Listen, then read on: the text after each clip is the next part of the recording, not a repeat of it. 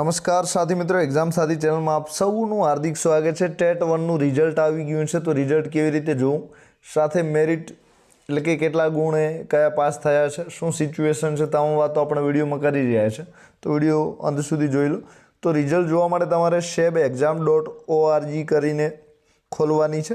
તો સેબ exam state examination બોર્ડની website ખોલો, ત્યારબાદ અહીં જે પ્રિન્ટ રિઝલ્ટ આપેલું છે એના પર તમારે ક્લિક કરવાનું છે। તો પ્રિન્ટ રિઝલ્ટ ઉપર તમે ક્લિક કરો છો તો અહીં અલગ અલગ રિઝલ્ટ આપેલા છે, એમાંથી તમારે જે ટીચર એલિજિબિલિટી ટેસ્ટ એટલે કે ટેટનું રિઝલ્ટ છે એના પર તમારે ક્લિક કરવાનું છે। તો એના ઉપર તમે ક્લિક કરશો એટલે કે વાદળી બટન જે છે એ દેખાશે। હવે અહીં તમારો સીટ નંબર લખવાનો છે ને પછી તમારી જે જન્મ તારીખ છે એ ટેટનો સીટ બેઠક નંબર છે એ અને તમારી જન્મ તારીખ અને પછી સબમિટ ઉપર આપવાનું છે।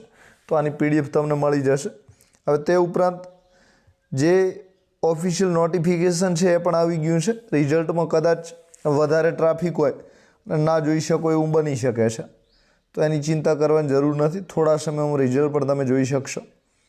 તો હવે આજે સ્ટેટ એક્ઝામિનેશન બોર્ડની વેબસાઇટ છે, તો અહીં શિક્ષક યોગ્યતા કસોટી 2025 પરીક્ષાના પરિણામનું જાહેરનામું પણ આવી ગયું છે, તો એ પણ તમે જોવા માંગતા હો તો જોઈ શકો છો। તો જાહેરનામું આવી ગયું છે। પ્રોવિઝનલ આન્સર કી બાદ વાંધા અરજી સ્વીકારવા માટે તમે ઘણો બધો ટાઈમ આપવામાં આવ્યો હતો અને ત્યારબાદ ફાઇનલ આન્સર કી પણ આવી ગઈ હતી। તો હવે એમાં કોઈ સુધારો કર્યો નથી, એટલે કે રિવાઇઝડ ફાઇનલ આન્સર કી આવી નથી। તો જે ફાઇનલ આન્સર કી જે હતી એ પ્રમાણે જ રહી છે। તો ઘણા બધા એવું વિચારતા હતા કે 3 થી 4 પ્રશ્નોમાં ફરીથી સુધાર થાય એમ છે। તો જે વિશ્લેષણ સમિતિ એટલે કે તજજ્ઞોની જે સમિતિ હતી એમણે આ બધું તપાસ કરીને જ મૂક્યું છે। સાથે જે પ્રોવિઝનલ આન્સર કી વેબસાઇટ ઉપર મૂકવામાં આવી હતી તો એની તપાસ બરાબર થઈ છે, એટલે કે હવે તમારા મનમાં કોઈ પ્રશ્ન હોય તો રહેશે નહીં। હવે ફાઇનલ આન્સર કી જે 17 જાન્યુઆરી મૂકવામાં આવી હતી એ જ માન્ય રહી છે। હવે ટેટ 1નું જે પરિણામ છે એ કઈ તારીખે જાહેર કરવામાં આવે છે? 30મી જાન્યુઆરી 2026ના શુક્રવારના રોજ જાહેર કરવામાં આવે છે, એટલે કે આજે જાહેર કર્યું છે। હવે જે પરિણામ છે આમાં આપણે માધ્યમવાર જોઈ લઈએ તો આ જે વિગતો છે ગુજરાતી માધ્યમની છે, તો 12.21% પરિણામ છે ગુજરાતી માધ્યમનું। કેટલા જણ પાસ થયા છે? તો 12.21% પાસ થયા છે। તો એનો મતલબ એ છે કે 10,825 વિદ્યાર્થીઓ પાસ થયા છે। તો ટેટ 1માં 10,825 વિદ્યાર્થીઓ ટેટ 1 પાસ કરી છે। તો જે કુલ વિદ્યાર્થીઓ હતા એ કેટલા હતા? તો 97,917 વિદ્યાર્થીઓ કુલ ફોર્મ ભર્યા હતા, એમાંથી 9,257 ગેરહાજર હતા અને કુલ હાજર 88,659 હતા, બરાબર, 88,659। તો એમાંથી 77,835 વિદ્યાર્થીઓ નાપાસ થયા છે અને પાસ થવાનો જે રેશિયો છે એ 10,825નો છે। તો આ રીતે 12.21% પરિણામ આવ્યું છે। કેટલું આવે છે 12.21%? જે અંગ્રેજી માધ્યમ છે એમાં 98 વિદ્યાર્થી પાસ થયા છે, પછી હિન્દી માધ્યમે 104 વિદ્યાર્થી પાસ થયા છે। તો અંગ્રેજી માધ્યમનું પરિણામ માત્ર 8.9% છે, 8.90, બરાબર। પછી હિન્દી માધ્યમનું 5.57 એટલે કે 104 જણ પાસ થયા છે અને આ રીતે કુલ જે 1,01,525 વિદ્યાર્થીઓ હતા એમાંથી જે પાસ થવાવાળા છે 11,027 છે। તો બધા માધ્યમ સાથે 12.03% છે। તો આપણે ગુજરાતી માધ્યમનું જે પરિણામ છે 12.21 છે। હવે માર્ક્સ કોણે કેટલા મેળવ્યા છે એની આપણે વાત કરી લઈએ। તો જે ગુજરાતી માધ્યમ છે એમાં 141થી 150 વચ્ચે ગુણ મેળવનાર એક વિદ્યાર્થી છે। તો આ વિદ્યાર્થીએ 141થી 150 વચ્ચે ગુણ મેળવ્યા છે। તો ગુજરાતી માધ્યમની જ આપણે હાલ વાત કરી રહ્યા છીએ। હવે ત્યારબાદ જે ગુજરાતી માધ્યમે 121થી 140 વચ્ચે ગુણ મેળવનાર વિદ્યાર્થી 3 છે, બરાબર। 101થી 120 ગુણ વચ્ચે જે પરિણામ મેળવ્યું છે એવા વિદ્યાર્થીઓની સંખ્યા 781 છે। કેટલી છે? તો કે 781 છે। હવે આ જે 781 સંખ્યા છે તે ઉપરાંત 781 એટલે કે 100 કરતાં વધારે ગુણ જેમણે મેળવ્યા છે એવા જે કુલ વિદ્યાર્થી છે તો 785 છે. કેટલા છે? 785 જણા છે. તો આ જે 785 જણા વિદ્યાર્થી જે છે એ મેરિટમાં એમનું સિલેક્શન કોઈ પણ સંજોગોમાં રોકી શકે તેમ નથી. હવે ભરતી જો 5000ની આવે છે તો 90 થી 100 ગુણ, તો 90 થી 100 વચ્ચે જે ગુણ મેળવનાર વિદ્યાર્થીઓની સંખ્યા છે કેટલી છે? તો 4034 વિદ્યાર્થીઓ એવા છે કે એમણે 90 થી 100 વચ્ચે ગુણ મેળવ્યા છે. તો આ રીતે કુલ જે 4800 વિદ્યાર્થીઓ જે છે, 4800 વિદ્યાર્થી એવા છે કે એમના ગુણ 90 કરતાં વધારે છે. કેટલા છે? તો કે 4800 વિદ્યાર્થી એવા છે કે જેમના ગુણ 90 કરતાં વધારે છે. તો 5000ની ભરતી હોય તો જેમણે 90 ગુણ મેળવ્યા છે અને 3 ગુણ ઓછા હોય 87, તો મેરિટ જેનું સારું બનતું એને ચાન્સ રહે. હવે 82 થી 89 ગુણ એટલે કે 82 થી 89 ગુણ મેળવનાર વિદ્યાર્થીઓ જે છે એ 7200 છે. તો હવે આ 7200માંથી બધા જ વિદ્યાર્થીઓ પાસ થાય એવું જરૂરી નથી, કારણ કે અમુક જનરલનો ઉમેદવાર હોય એને ગુણ 90 હોય તો એ પાસ ગણા, પણ 89 હોય, 88 હોય, 87 હોય તો એ પાસ ના હોય. બરાબર?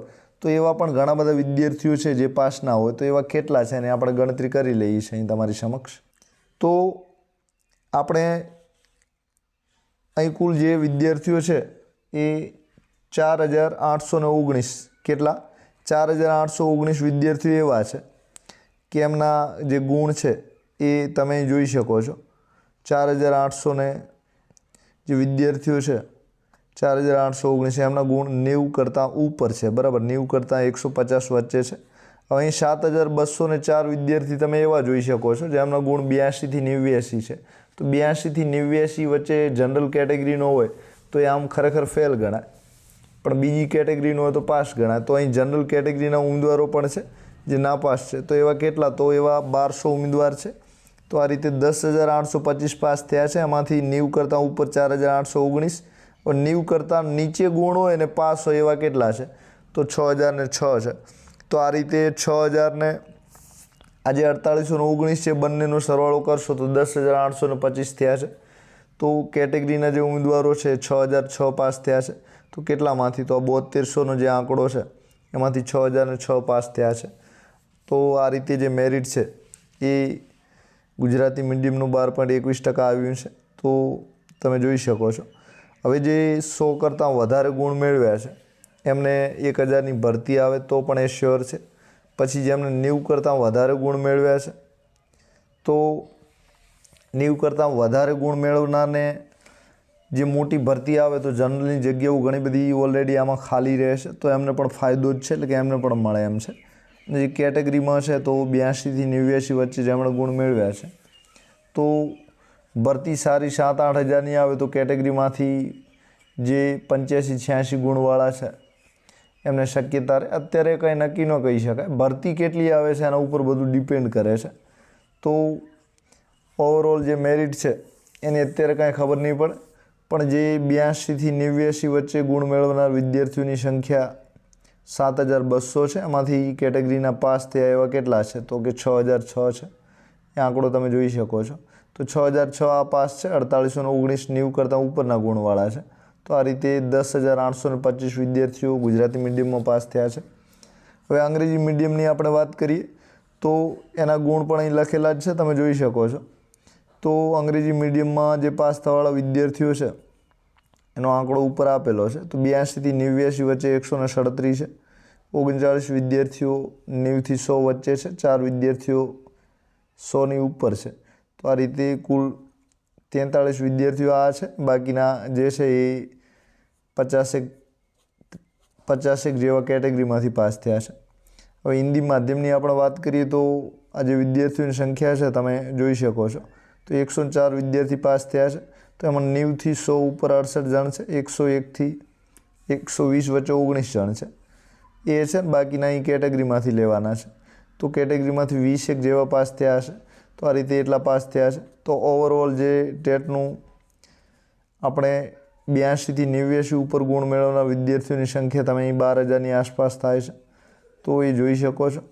હવે અગત્યની બીજી કોઈ સૂચનાઓ જે છે અહીં તમે જોઈ શકો છો. તો આ જે સૂચનાઓ છે તમારા માટે મહત્ત્વની નથી. તો જે SC કેટેગરી છે, ST છે, OBC છે, પછી દિવ્યાંગ ઉમેદવારો છે, EWS કેટેગરીના ઉમેદવારો છે, તો બધા જ ઉમેદવારો 82 ગુણે પાસ જાહેર કરેલા છે. હવે અન્ય કિસ્સાના એટલે કે જે 90 ગુણ મેળવેલા હોય તો એ જનરલ કેટેગરીના જ હોય. તો જનરલ કેટેગરી માટે 90 ગુણનો રેશિયો છે અને બાકીની તમામ કેટેગરીઓ માટે 82 ગુણ જે એમણે મેળવેલા હોય એમને પાસ જાહેર કરવામાં આવે છે. હવે જે તમારી જે માર્કશીટ છે સ્પીડ પોસ્ટ દ્વારા તમને ટૂંક સમયમાં મળી જશે. તો તમે જે સરનામું લખ્યું છે એ સરનામા દ્વારા મળશે, તો અચૂક મેળવી લેજો. સાથે ઓમારશીટની પુનઃ ચકાસણી તમારે કરાવવી હોય તો 10મી ફેબ્રુઆરી સુધી તમે 3જી ફેબ્રુઆરી 10મી ફેબ્રુઆરી સુધી કચેરીનો જે સમય છે એ દરમિયાન તમે પુનઃ ચકાસણી કરાવવા માંગતા હો તો તમે કરાવી શકો છો. સાથે એના માટે બોર્ડ જે છે સ્ટેટ એક્ઝામિનેશન બોર્ડ ત્યાં લેખિત અરજી કરવી પડશે ને અરજી માટે તમારે 100 રૂપિયાની ફી પણ આપવી પડશે. તો એના સિવાય કોઈ રજૂઆત કરવામાં નહીં આવે. સાથે તમારું પરિણામ તમે ફાઇનલ આન્સર કી પ્રમાણે જોયું હશે, એમાં વધઘટ હોય તો પુનઃ ચકાસણી કરાવવાની થાય છે, બાકી થતી નથી. તો હવે પરિણામ બીજી કે કોઈ પણ વિગતે કોઈ પણ નિર્ણય હશે તો આખરી કોનો થશે? તો સ્ટેટ એક્ઝામિનેશન બોર્ડનો થશે. તો આ બધી આટલી વિગતો છે તમારા માટે ખૂબ મહત્ત્વની છે. પરિણામ જોવા માંગતા હોય ઝડપથી જોઈ લેજો. સાથે કેટલી ભરતી આવે છે એના ઉપર રહેશે. હવે વેઇટિંગના ચાન્સ, હવે આ ભરતીનું રિઝલ્ટ આવી ગયું છે, કાં તો 1 વર્ષ, તો આ બેમાં જે પહેલું હોય તો આ રિઝલ્ટ પહેલું છે. તો હવે વેઇટિંગના ચાન્સ શક્યતાઓ ઓછી છે.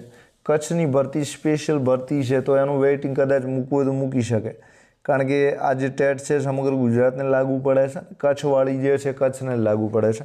તો વેઇટિંગની શક્યતાઓ ઓછી દેખાય છે. જોઈએ શું થાય છે. તો આવી જાય તો સારું. તો આપ સૌનો આભાર. એક્ઝામ સાથી ચેનલ જરૂર સબસ્ક્રાઈબ કરી લો. મનમાં કોઈ પ્રશ્ન હોય તો કોમેન્ટ અચૂક કરી શકો છો. Thank you very much.